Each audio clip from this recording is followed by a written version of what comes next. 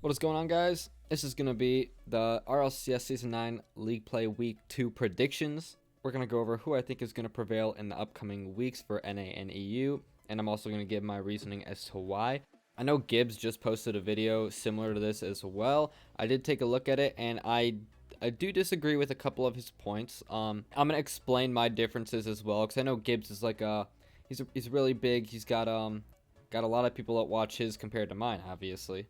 Just a couple things that I did not agree with, and we're gonna talk about that. So yeah, as always, if you guys do enjoy, if you like Rocket League Esports, make sure to subscribe. I do pretty much everything Rocket League on this channel, and without further ado, let's get right into the video. So the first match we have is SSG versus Sonic. SSG was looking like a top 2 team in NA last week. SSG was looking arguably better than they did last season, so it's pretty scary. Sonic, no discredit to Sonic, they came in, they played well against NRG. However, I think the only reason they looked so well, for 2 reasons. One is because NRG looked pretty bad, and then 2, because Shock carried them. I mean, Shock was amazing. I think if Shock plays good again this week, they have a chance to take a game off SSG, but if Shock's teammates aren't doing anything, then I don't see them taking more than 1 game, so I give it 3-1. Shock can't do everything. He literally was a one-man army last week, and that's why they got both their wins. Remember, he forced both the own goals from Turbo Pulsa and Justin, so credit to him for doing that. The second own goal was kind of like it was a forced own goal, but the first own goal was that was Turbo just having an insane mistouch. So I wouldn't really call that a forced own goal, but the second one definitely, so credit to Shock. So next up we have E United versus Ghost Gaming. Now, I think E United did play well against Cloud9, but Cloud9 looked pretty bad. I think we're seeing kind of a worse Cloud9 than we've ever seen, so it really wasn't that hard to look good against Cloud9, especially if you played them last week. And Ghost Gaming, they look good against SSG, but SSG, like I said, I think they're a top 2 team in the world, so I think they're a top 2 team in NA, and so I don't really think Ghost had a chance against SSG. So I think these teams are pretty evenly matched, but I think since E United is that team that always finds a ways to win, people still count out E United, but I'm kind of on the E United train now because they really did show last week that they were playing well. Like, don't get me wrong, they played well against Cloud9. It wasn't like both teams look extremely scuffed, but Cloud9 was just worse. Nah, United was really playing as a team. A lot of good plays coming out. I think they were playing pretty solid, but I think that they are one of those middle teams still. But I still think they have a chance to do some damage. I think they'll take a 3-2 against Ghost. But I wouldn't be surprised if Ghost won as well, because if Illusion plays the same way he did last week, I definitely think they have a better chance of winning. I just think SSG was too dominant for their play style to work. And now let's get to Rogue versus C9. This is where I disagree with what Gibbs said, and I'll explain why. Gibbs did mention these were both these were the worst teams, or these looked like the worst teams. They both played bad. Yeah, Cloud9 probably one of the worst performances we've ever seen, but I'll tell you why I have more faith in Rogue than Cloud9. Rogue played against G2, who I think was looking like the best team in North America at the time, so thus it's going to be a little harder to win against them. And 2, I told you it looked like because Rogue is such a new team, and I think because of the offseason, they haven't had as much time to play and practice together. It looks like that Kernovi and Wonder just aren't able to trust First Killer's mechanics. Like I said, it looks like every time First Killer would go for a ceiling pinch or would get it around some people, no one was pushed up with him. Just nobody was ready for what First Killer was going to do, and they had no idea where the ball was going to end up. I think that if they're going to have a play style to revolve around First Killer's mechanics, you got to trust him. Like if you're making him the center of your gameplay, you got to trust him. You got to trust him to do what you're paying him to do, right? That's First Killer's job on the team.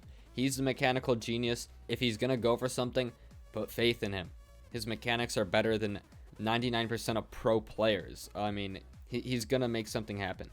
But so I think once Rogue figures that out, once they learn to play more as a team and they fix their rotations, they're gonna be a decent team. Probably a middle team in North America. We'll see. Cause I think Wonder really holds the team back. But I do think that they have the chance to beat Cloud9 3-2, which is my prediction. Because Cloud9, the whole team looked bad. There wasn't one thing Cloud9 needed to fix. It was a lot of things. But with Rogue, it looks like there really are these one or two things that really hold them back. But once they fix them, they're going to play really well. That's what I think. I think if Rogue fixes those, which I think that they are going to get better as the season progresses, because we got 8 weeks, 2 months, Rogue is going to start looking like a better and better team throughout the season. I also don't think Cloud9 is playing as well as Gibbs said. I just think that they are playing like the worst team in North America right now. Hopefully they prove me wrong, right? I like Cloud9. I hope they prove me wrong, but from what I saw last week, no. I have no faith in them. None whatsoever. Let's go NRG versus Flight. Just because NRG looked a little scuffed last weekend doesn't mean I still don't think that they are one of the best teams in the world. Flight looked great. If Flight can play like they did last week, the Rapid and Seabass combo, like, oh my god. They just looked amazing on the field. Like, it was so much fun watching them play because they were just pulling things off that was just very spectacular, very fun to watch, and they made things work. It's just stuff started to fall apart in that third game for Flight, and all they needed was one goal, one game. They win the whole series. They really did throw that game. It was not a close series, right? That was a throw, and Flight's going to be kicking themselves for that one. If they can play like they did last week, they could probably take a game, maybe 2 off of NRG. I mean, Sonic took 2 games off of NRG. I have NRG winning 3-1 because I don't think NRG will play as bad as they did last week. That was a real scuffed. That was something else. I don't think NRG will play that bad again. Hopefully not. But if Flight plays well, they definitely can take a game off NRG. That was really good, but yeah. And then we have the last game of the day, PK versus G2. I'm going to disagree with Gibbs a little bit here again. I think he's giving PK a little bit too much credit, and I'll tell you why. G2 and Space Station Gaming, easily top 3 in North America, with NRG, of course.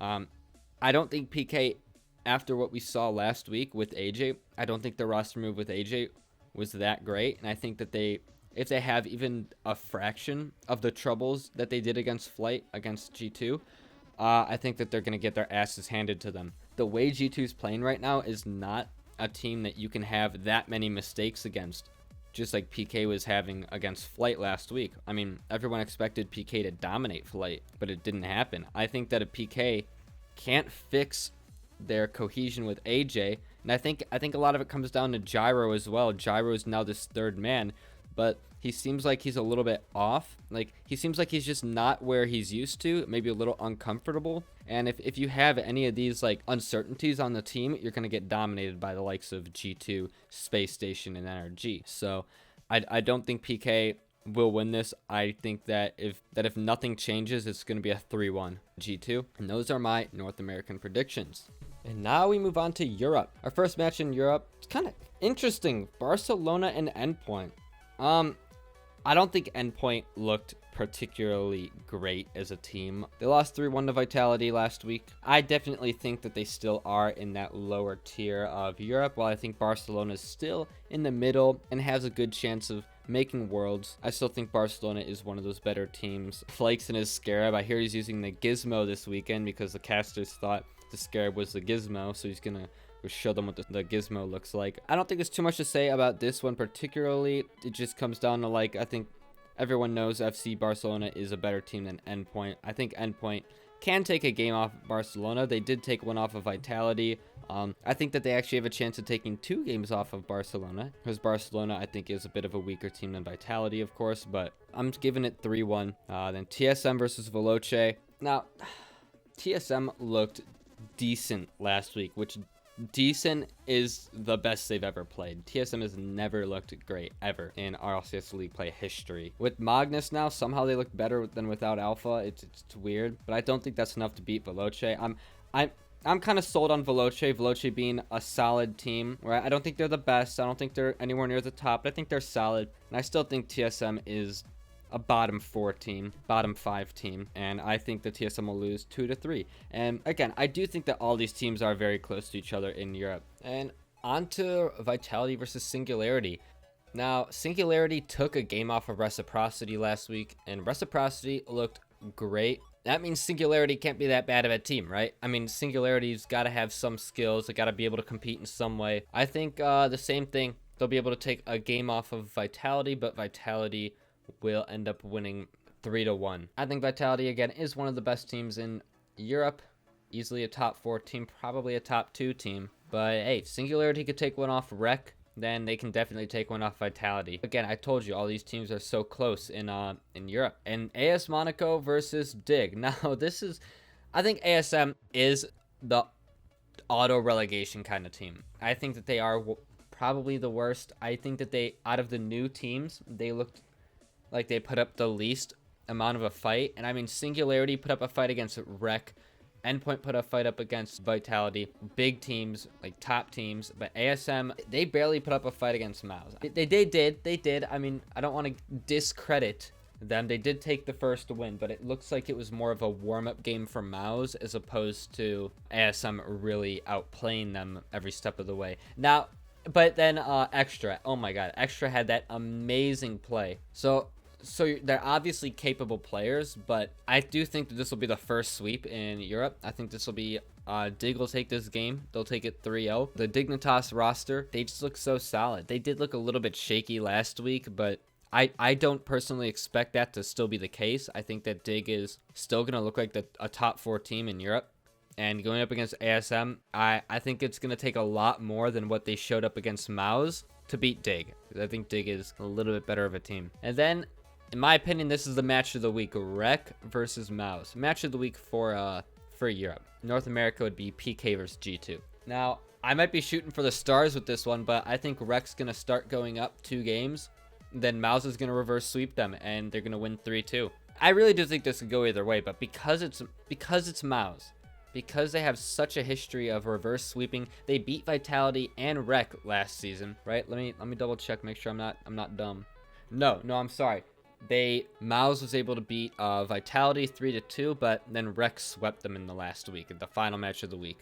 And then in the playoffs, they got 4-0'd by Vitality. So yeah, actually when you look back, it doesn't look all that promising, but I think with Scrub Killer now, they're a better team. Now they have that reverse sweep potential on the better teams. I think that it would just be really cool if Mouse is able to reverse sweep a Rec. That would just be an amazing match. It's all about the content, right, guys?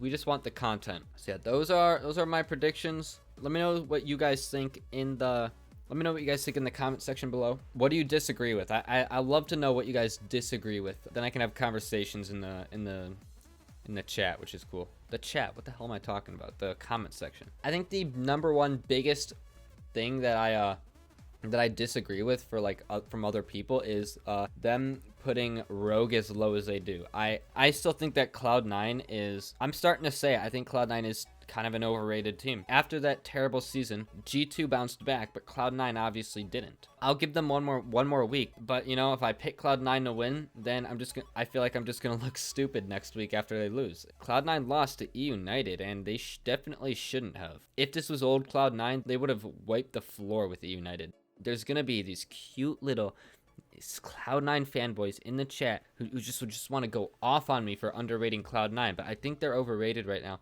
I was listening to some of the casters talk about how they think that Cloud9, like the potential that they have, blah blah blah. Well, it's like they haven't been that way for almost a year now.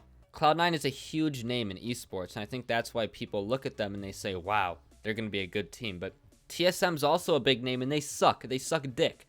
You don't see anyone talking about, oh my god, it's TSM. They're gonna do some damage this season. No, everyone knows what TSM is capable of. People just gotta realize what Cloud9 is capable of this season.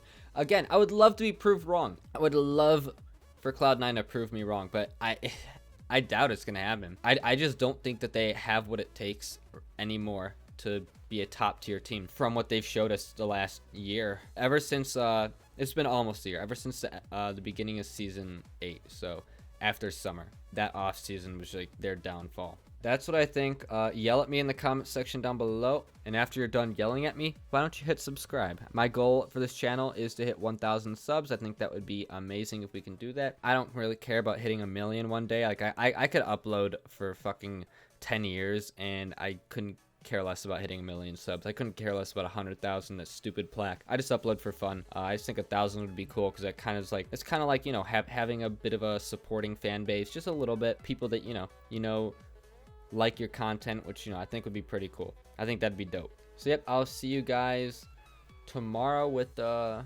think it's a Rocket League news video. I think I got enough. I think I got enough content to put out another news video, so stay tuned for that. I think Friday. And then Lethamir made a cool map that I wanna get out there for maybe a Saturday Sunday video. He made this cool Minecraft map that I want to go over. Other than that, yeah, I think that's everything. So thank you guys for watching, and I'll see you guys. Peace.